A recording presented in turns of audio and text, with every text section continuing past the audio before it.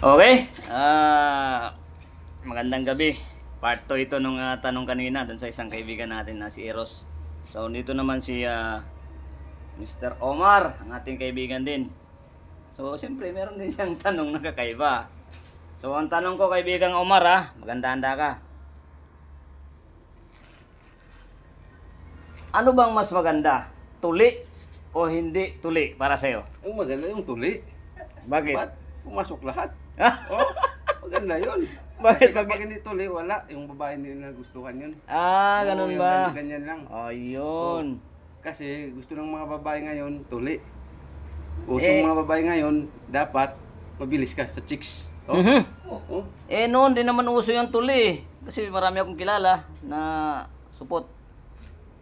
Ganun ba yon? Hindi yan. Kawawa yan kapag hindi ka tuli. Oh. Yung mga dapat yung mga tuli ka. Okay. Yun, alam nyo na. Dapat tuli pa. Patuloy na kayo yung mga pisot yan.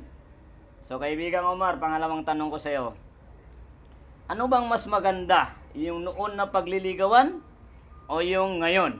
Yung maganda ngayon. Bakit? Kasi ngayon, salit lang ang mga chicks kapag may motor ka.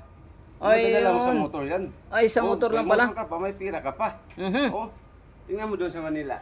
Paano naman yung walang mga motor? Nakawawa talaga yung mga motor. Ngayon, dapat may motor ka. So, anong klaseng, kaibigan? Anong klaseng motor ang mas maganda? Kahit ano, Basta motor. basta motor. Ayun. Yun palang reason para makapang chicks Chicks talaga. Kailangan may motor. So, yung walang motor dyan, kawawa naman kayo. So, yun. Isa na naman kaalaman mula sa ating kaibigan. Okay? Maraming salamat. God bless.